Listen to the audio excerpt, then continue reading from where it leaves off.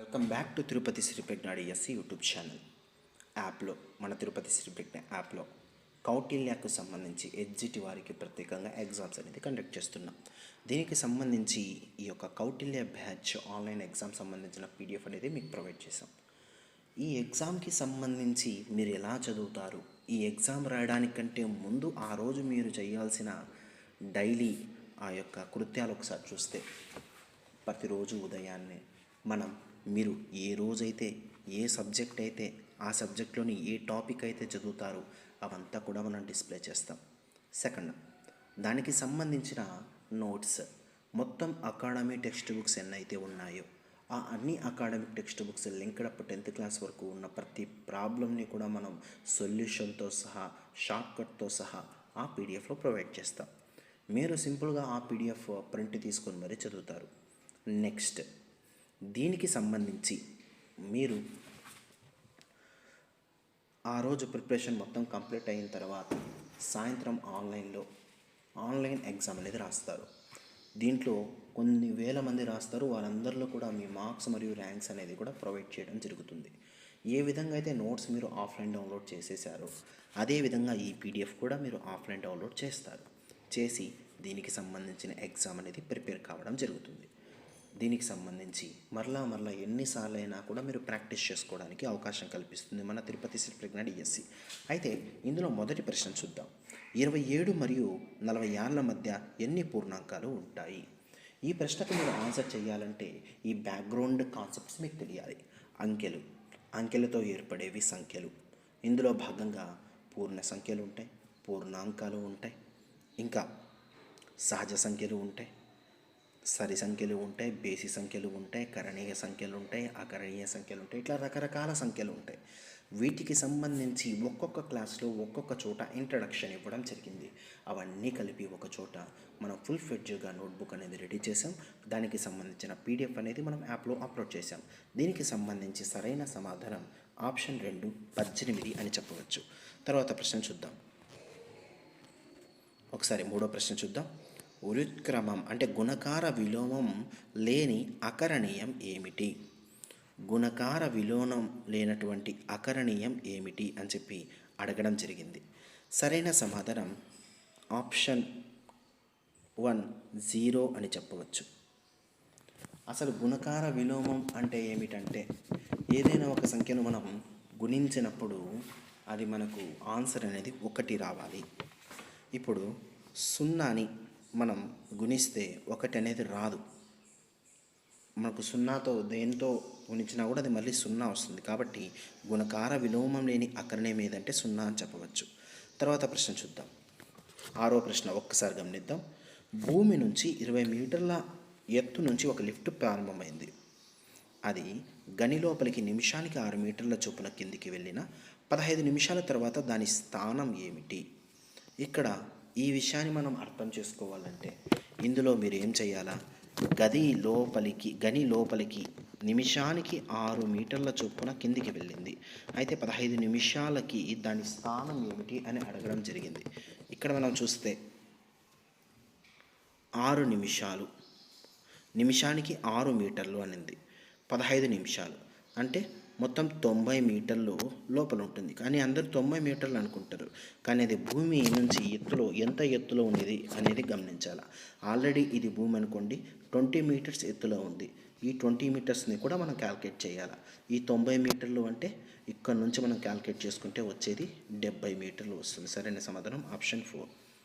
తర్వాత ఒక ప్రశ్నను ఒక ఇమేజ్ రూపంలో లేదా ఒక ప్రశ్నను మనం దృశ్యీకరణ అనే టాపిక్ ద్వారా ఈ ప్రశ్నలను మనం అయితే ఆన్సర్ చేయవచ్చు. ఎలా చూద్దాం. సంఖ్యారేఖపై ఒక సంఖ్యను రుణ సంఖ్యను వ్యవకలనం చేసినప్పుడు అది ఎటువైపు జరుగును? ధనపూర్ణ సంఖ్యను వ్యవకలనం జరిగినప్పుడు అది ఎటువైపు జరుగును? రుణపూర్ణ సంఖ్యను వ్యవకలనం చేసినప్పుడు అది ఎటువైపు జరుగును? ఇలాంటి ప్రశ్నలు చాలా కన్ఫ్యూజింగ్ చేసే ప్రశ్నలు చాలా ఈజీగా మనం ఆన్సర్ చేయవచ్చు. ఇప్పుడు మనం చూద్దాం. ఇది ఒక సంఖ్యారేఖ 0 1 2 -1 -2. మొదటిది చూద్దాం. ఒక సంఖ్యకు ఏదైనా ఒక సంఖ్య తీసుకుందాం. ఒక సంఖ్యకు 1 తీసుకుందాం. ఏం చేసినాము? రుణ పూర్ణ సంఖ్యను వ్యవకలనం చేసినాం. -1ని మైనస్ చేద్దాం. 1 మైనస్ మైనస్ 1 అంటే ఇక్కడ మైనస్ మైనస్ 2 కలిస్తే ప్లస్ అవుతుంది, అంటే 1 ప్లస్ 1 అవుతుంది. 1 ప్లస్ 1 అయినప్పుడు మనకి ఎక్కడ జరుగుతుంది? కుడి వైపున జరుగుతుంది. సరైన సమాధానం ఆప్షన్ 2. ఆ విధంగా మనం ఆన్సర్ చేయవచ్చు.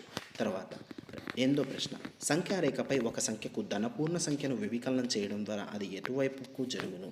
ఇప్పుడు మనం చూద్దాం. 0, 1, 2. సంఖ్యారేఖపై ఒక సంఖ్య మనం 2 తీసుకుందాం. తీసుకున్న తర్వాత ధనపూర్ణ సంఖ్యను వ్యవకలనం చెయ్యాలా అని చెప్పడం జరిగింది.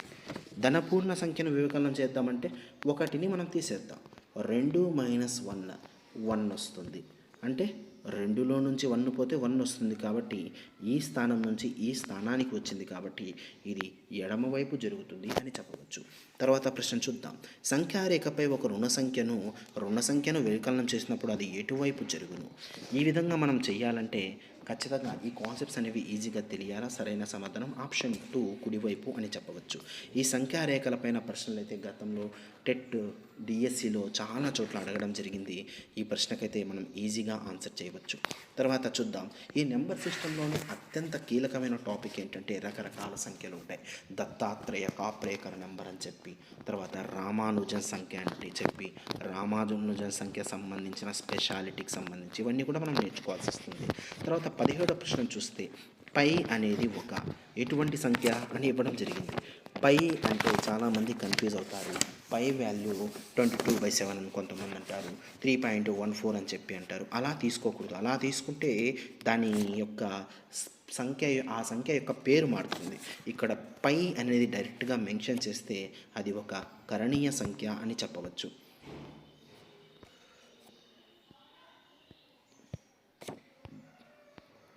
తర్వాత ప్రశ్న,